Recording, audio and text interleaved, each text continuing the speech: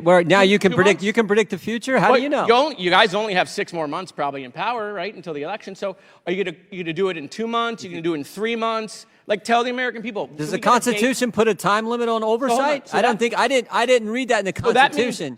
If you believe you can't call for the impeachment now, then what you're admitting is you haven't yet proven that he's committed a high crime and misdemeanor. You haven't proven it yet. Otherwise, you would call for it, I assume. We're doing our work. Okay, so they haven't proven it, right? They haven't proven he committed a high crime and misdemeanor. Otherwise, we would call for impeachment. So look, the chairman knows me well. I mean, I'm just here to help him, right? And so I just think we should do it today. Let's just call for it. I'll make the motion, Mr. Chairman. I want to help you out. You can second it, right? Like, make the motion to impeach President Biden. Go ahead. It's your turn. You second it. No, nothing. Okay, we got nothing. So I want to, with my last couple minutes, show the American people that they're never going to impeach Joe Biden. It's never going to happen because they don't have the evidence. Okay, this is a show. It's all fake. They just want to do these hearings. It's not leading to impeachment. They're lying to their base on Newsmax and Fox, leading these people to believe that they're going to eventually impeach the president. It's not going to happen at all, ever, period. They don't even have the votes, even if they had it in committee. They don't have the votes on the floor. They know that. They got members resigning rather than taking a vote on the fake, faux impeachment. Just ask Ken Buck, who said the speaker ain't going to get me to take an unconstitutional impeachment vote. I mean, boy. I mean, so, look, I mean, if these hearings were a success, right, if what we've been doing for the last 15 months had convinced the American people that Joe Biden committed a high crime and misdemeanor, you can be damn sure they would have called the vote by now, right? But they want it to go on. They either want it to go on because they don't have the evidence. Are you asking me a question? No, I'm just looking at you. Oh, okay. But if you want to talk to me, we can talk. Well, no, I think you haven't read recent data that shows American people are well aware of the Biden's corruption. Perfect. So then ask the chairman why he hasn't called for impeachment, Tony. He's right here. Ask Comer. Hey, Comer, how come you haven't called for impeachment? I'll do it. Watch. Hi, I'm Tony. Hey, chairman, how come you haven't called for impeachment? When are we going to have the hearing? When is the vote going to happen? I mean, you believe it. He believes it. He says it every day on TV. I just don't know when we're going to have the vote. I mean, let's just go. Are you asking me to hold the vote? We can save. No, I just like looking at you. Yeah. We can save the taxpayers millions of dollars. So, I mean, look, I used all of my time to show that this vote is never going to happen because they have no evidence on Joe Biden. I yield back. Gentlemen's time's expired. Chair now recognizes. So he had no hesitation about spreading lies that were concocted by Russian agents? As long as it fit the narrative, absolutely not.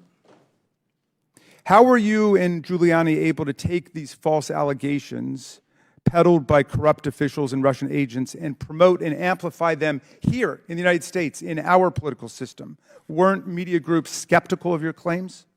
Most media groups, I'd probably say all except for Fox and a few other right-wing media groups, didn't want to take any of the information, and that aggravated Rudy Giuliani and John Solomon and other players.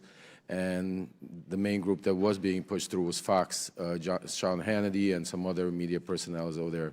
But then there was also other people that were doing the bidding for the Russian people in Congress, like Senator Ron Johnson, like Congressman Pete Sessions that sits here right now, that was with me from the very beginning on this journey into digging dirt on Joe Biden. Is Putin's war on Ukraine today, which has cost hundreds of thousands of people's lives, is that part of the vaunted Russia hoax?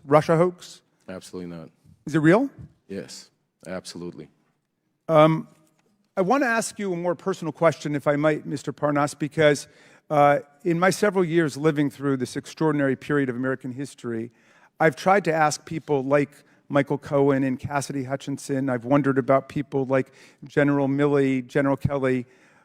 Why did you break with all of the deceit and corruption and lies of Donald Trump? How did you get out of that culture?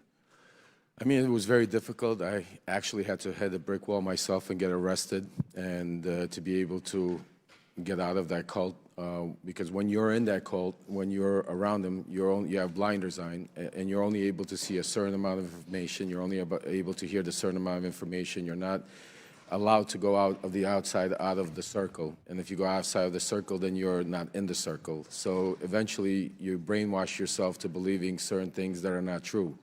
When I was arrested and had some time to reflect and really understand what was going on, I started realizing, looking back and thinking back to moments in time where I started thinking myself that this can't be true and we're doing something wrong.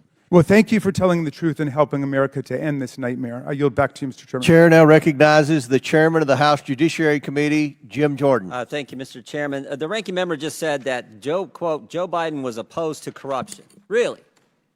So opposed, he leveraged $1 billion of American tax money to fire the prosecutor in Ukraine who was investigating Zolochevsky at Burisma, the company Hunter Biden sat on the board of.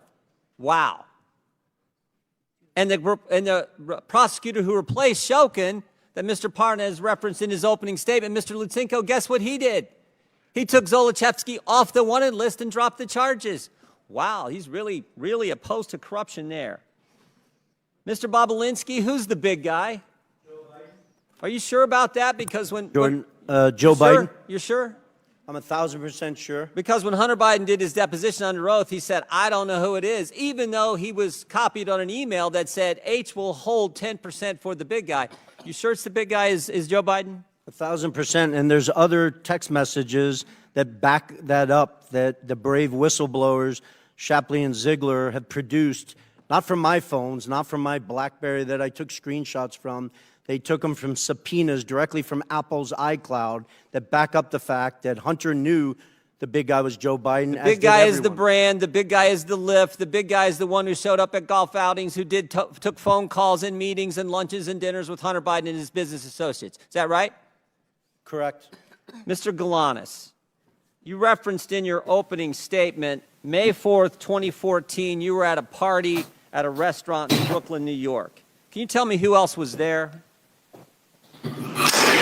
Yeah, it was a birthday party, so there were more than 100 people there, but amongst them was Devin Archer, myself, the host, Alex Kuklarski, Yelena Baturna, her husband, and then Hunter Biden joined. Tell us, I think you referenced a phone call that took place. Tell the committee what happened with that phone call. Who was involved in that phone call? As I testified in my opening statement, it was Yelena Baturina, her husband, myself, Hunter initiating it, Joe Biden on the speakerphone, and Devin Archer. So there was a little pull aside where that group of people you just described were pulled aside, and Hunter Biden called his father's or called the vice president. Is that accurate? That's accurate. And then tell me what was discussed on the call. The discussion I testified was a relatively short discussion, but it was a discussion about their Yelena and Yuri coming to town. That as I testified specifically, they talked about being good to his boy, and it was. Ended. Well, let me ask you this. Mentioning that, Mr. Galanis, let me ask you this. Did you get the impression Joe Biden was expecting the call? Yes, to me it was clearly set up ahead of time. It was an arranged call. So this was arranged, this was coordinated. Hunter Biden calls his father, then vice president, and I think in your deposition he said this, I'm here with our friends that I told you were coming to town. So it's our friends, and I told you this was going to happen, which suggests that it was most definitely coordinated. Is that accurate? That's accurate, yes. And again, can you tell the committee who Miss Baturina is again? A Russian billionaire, wife of the former mayor of Moscow, served for near 20 years as the mayor. She's the wealthiest woman in Russia. She'd already given money. She'd already given money to Hunter Biden and his business before this meeting in May, and then subsequent to that meeting, she committed to give more money. Is that accurate? That's accurate. So subsequent to the coordinated call, the arranged call that Hunter Biden had with the Vice President of the United States, the wealthiest woman in Russia commits to give millions of dollars more to Hunter Biden's business. Is that all accurate, Mr. Galanis? That is accurate, yes. And again, this was a pull aside done at this meeting, and you think and you know that it was coordinated. Is this what they call access to the brand, access to the Biden lift? Is that what you would describe it as, Mr. Galanis? I don't think there's any doubt that that was the intent of the call and the objective, yes. And it followed the motto. It followed the statement that you all agreed to: say it, forget it, write it, regret it. This wasn't put in writing. This was a phone call on a speaker that was all. There's no writing about this. It was all done that way. That was how the business operated. Is that correct, Mr. Galanis? Yes. I yield back. Gentleman yields back. Chair now recognizes Mr. Lynch from Massachusetts for 5 minutes.